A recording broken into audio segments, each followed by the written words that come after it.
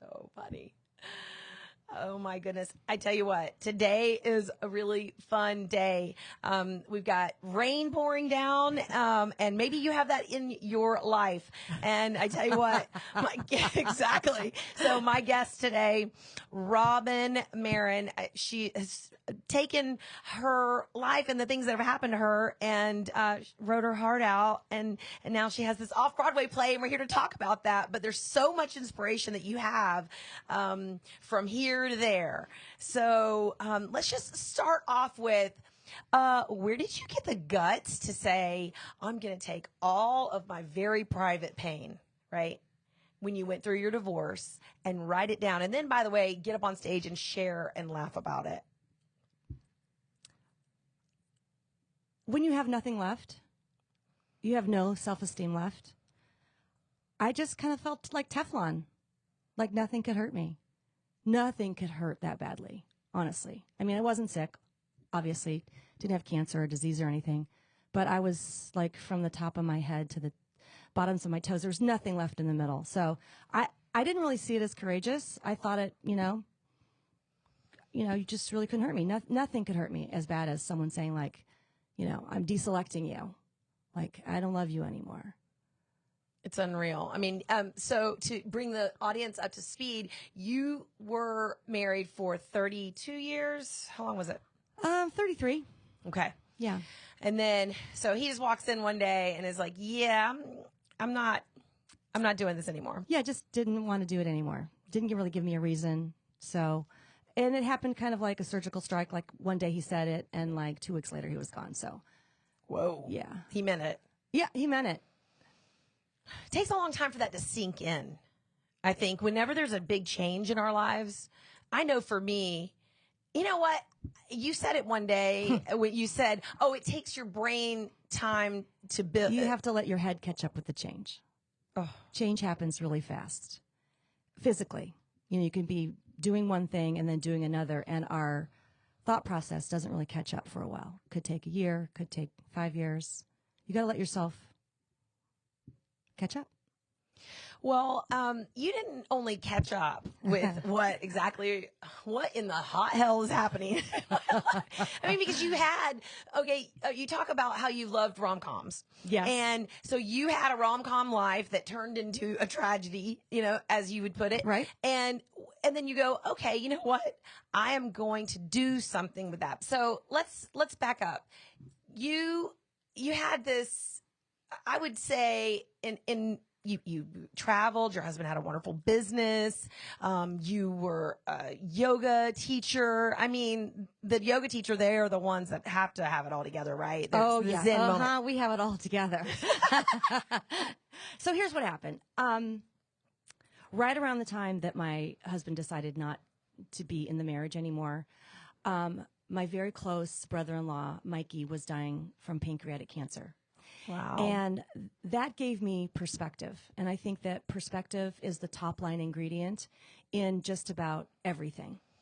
Wow. So when I got the news that this person didn't want to continue our marriage, I was, of course, devastated. But it wasn't like a cancer diagnosis. And then dovetail that with a friend of mine's mother, who I'd met once in California, called me from Russia. They're Russian.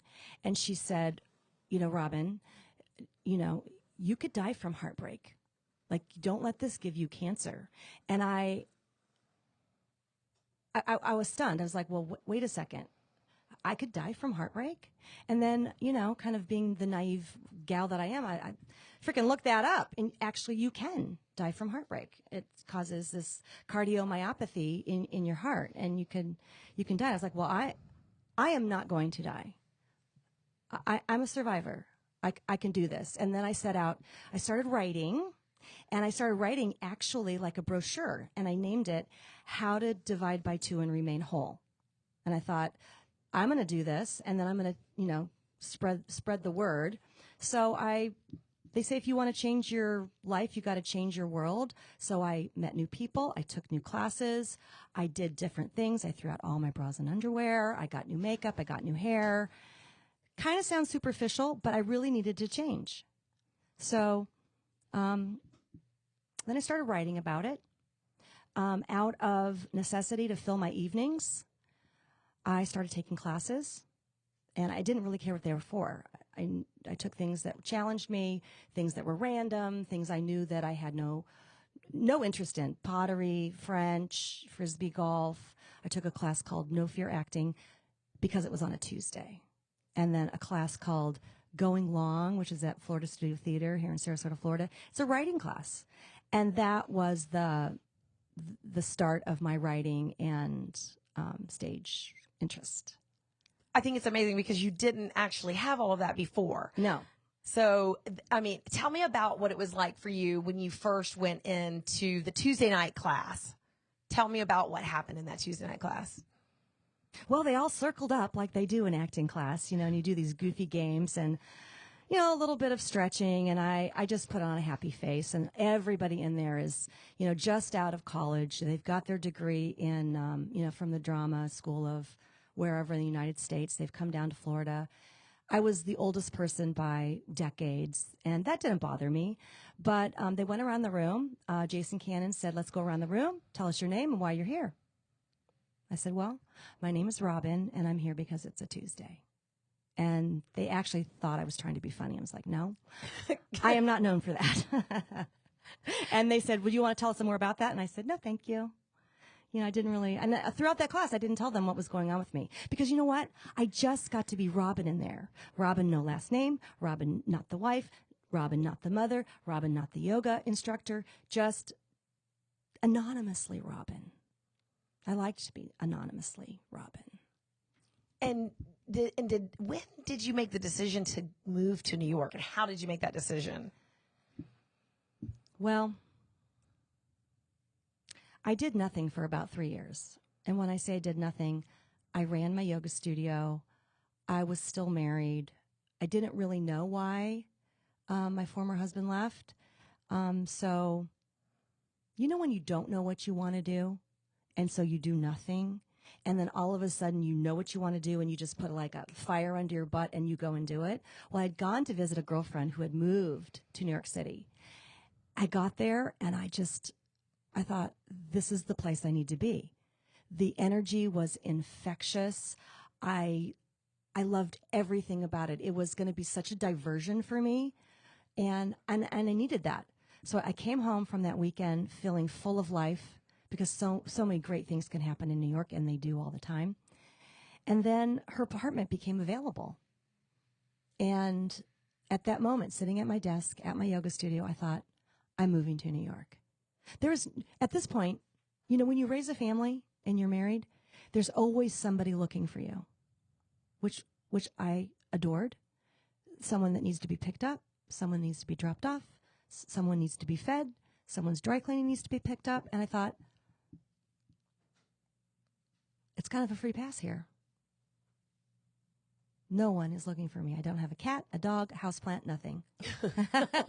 Now, don't get me wrong here.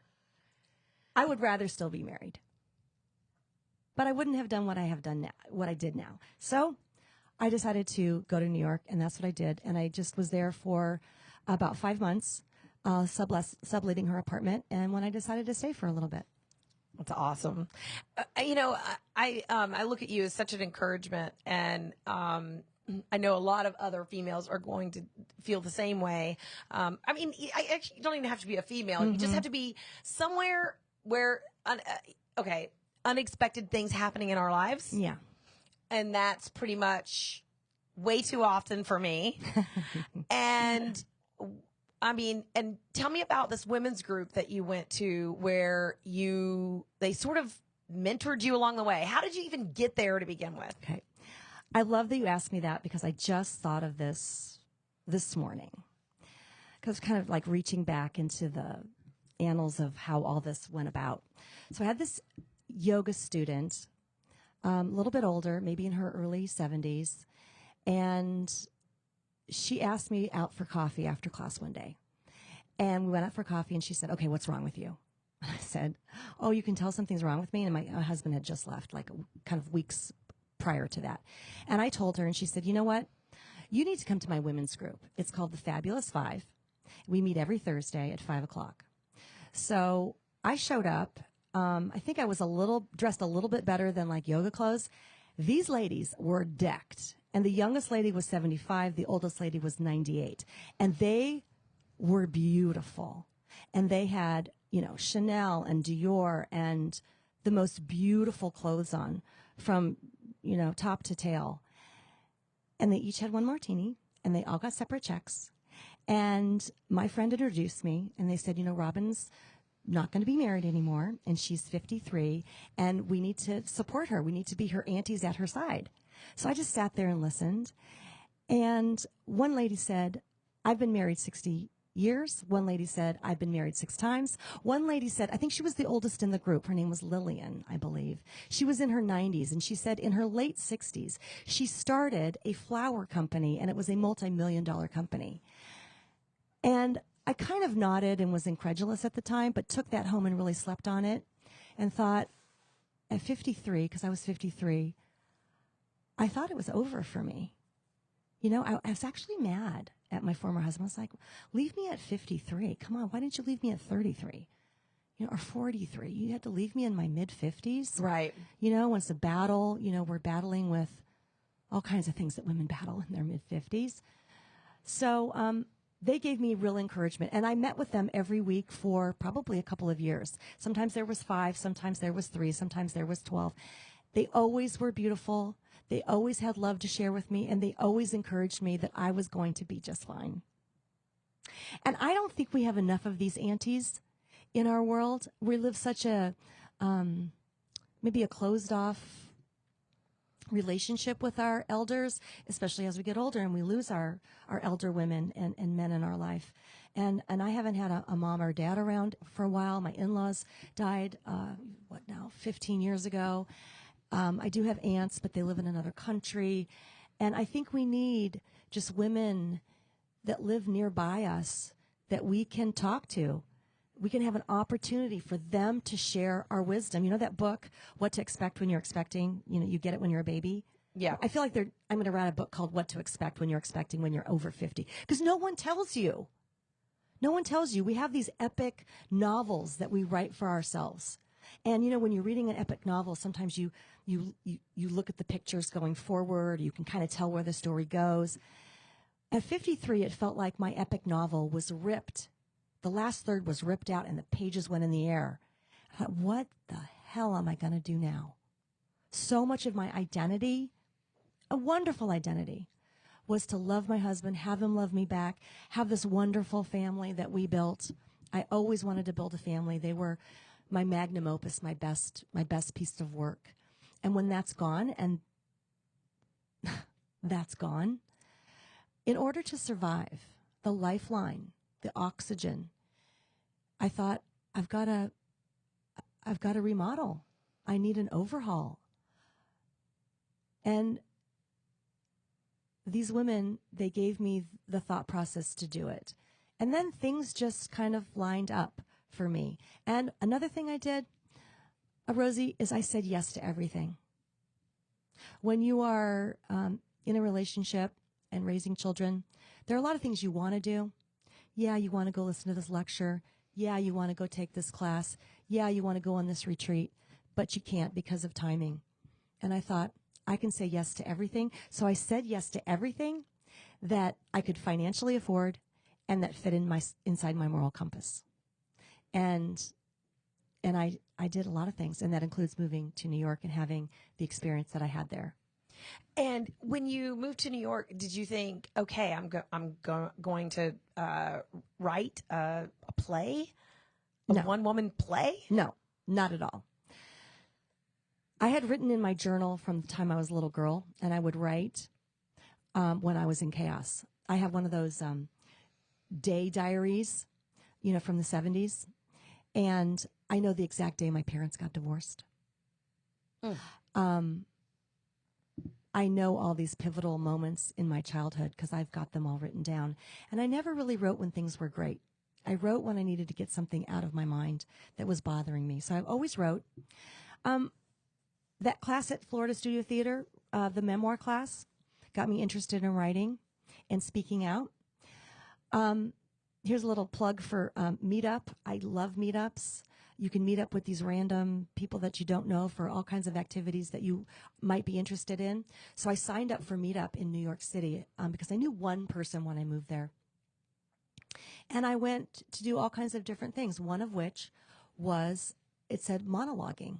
And I thought, well, I know what that is now. And they said you could either bring in a monologue or we'll give you one to read. And I think it was for actresses. So I took in one of my journal entries and I performed it. And I had 2 actresses come up to me after I did the piece and ask me what it was from and if they could have it for audition purposes. And I kind of was smiling like I'm smiling like right now, like, okay, but it's my journal. And no, it's not from anything. It's from my journal. And they said, it was really good. Do you have more material? And I said, oh, yeah. Yeah, I got lots of journal entries.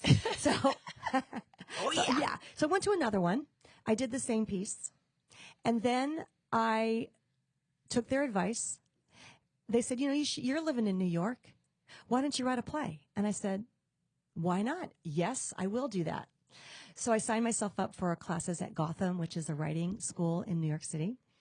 And they taught me how to write a play. And kind of around the same time, I went to another meetup. Everything in my play is based on truth, except one scene is completely fabricated. It did not happen. So I took that scene out to a writers, actors, producers meetup group and decided to do the scene to see if it worked, see if I could actually do it.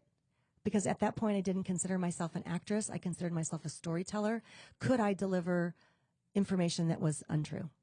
So I remember in Jason's class in No Fear Acting, he said, directors and producers want to see you like full throttle when you audition.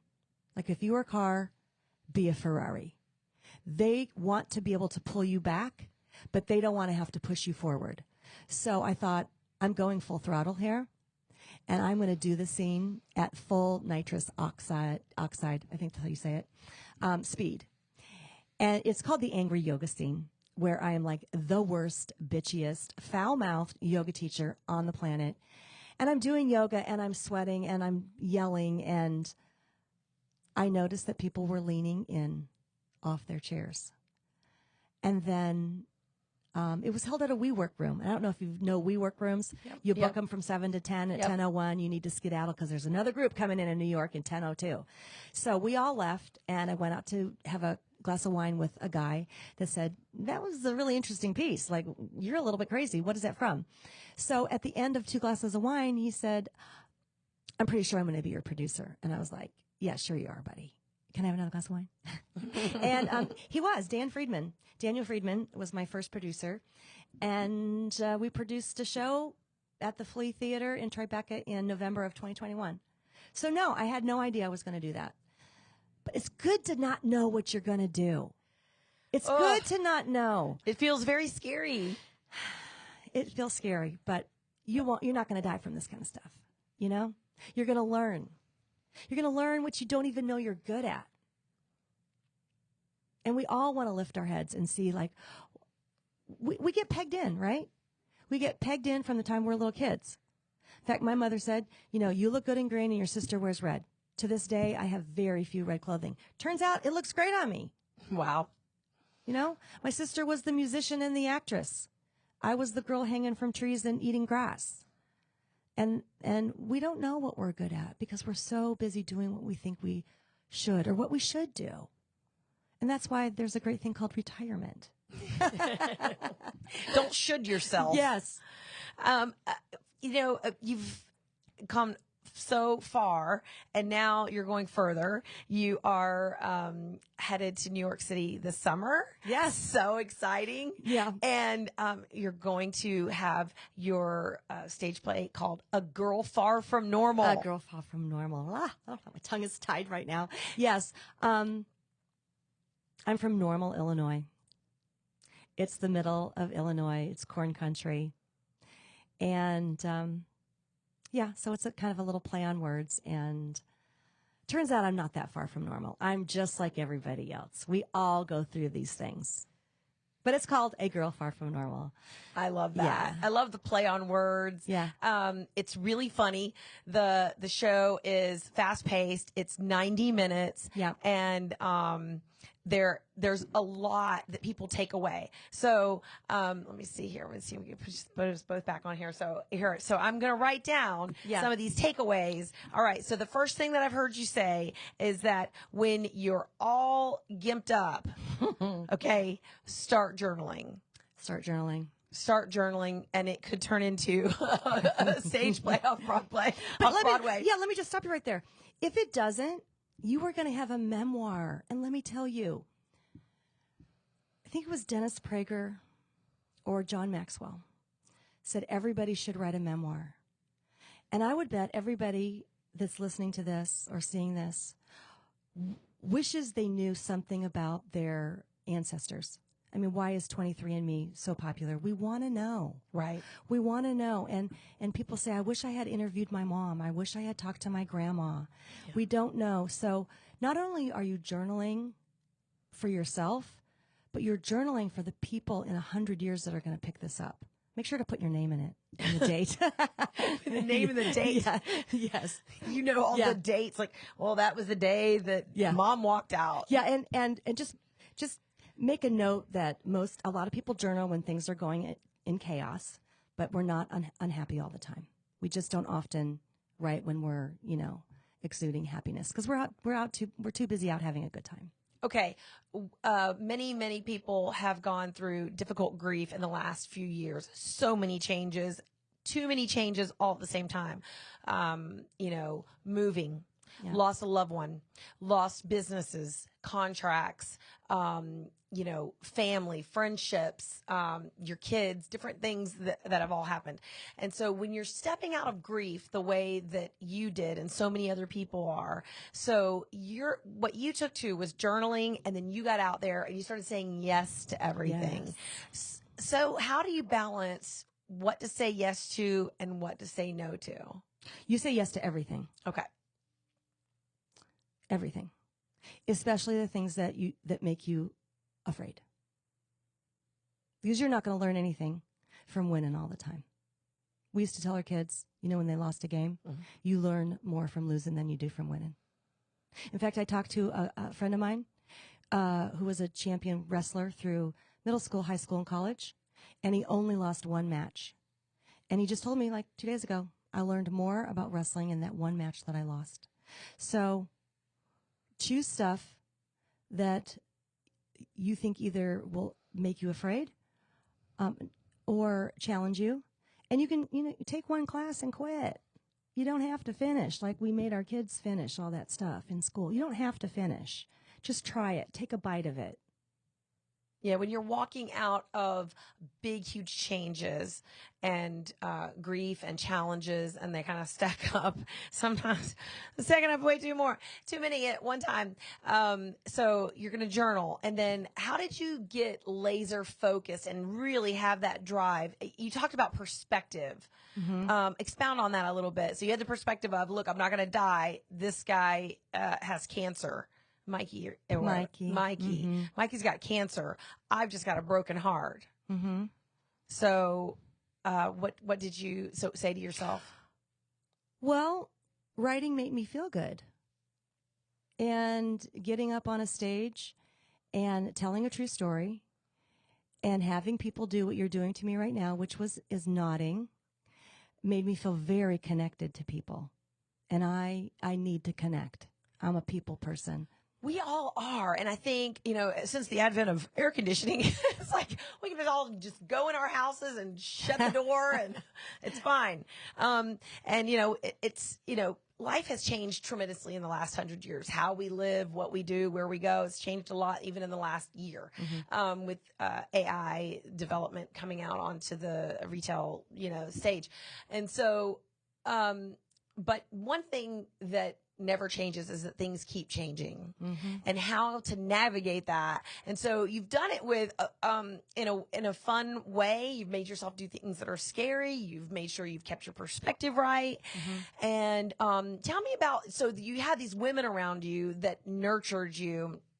And so, do you recommend that other people that are navigating their life and they're trying to, choreograph a life that's rich and filled with the things that they want in them, go do these meetups, go to masterminds? I mean, what do you think about all that?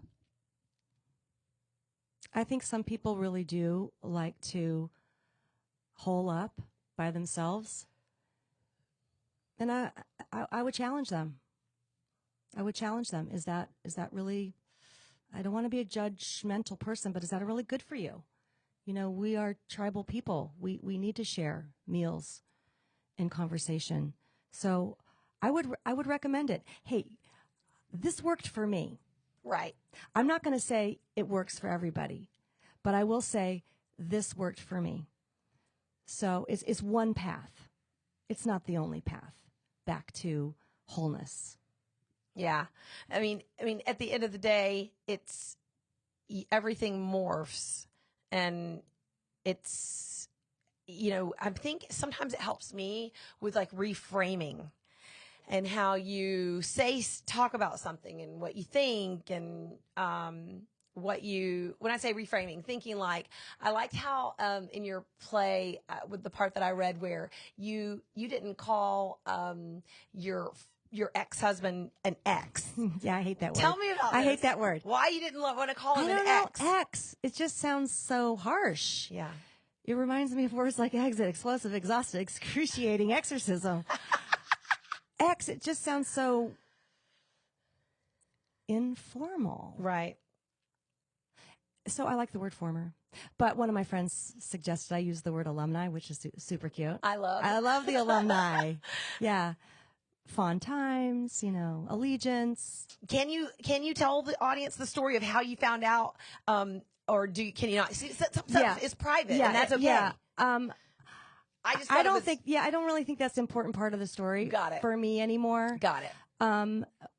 Some things just have an expiration date. Right.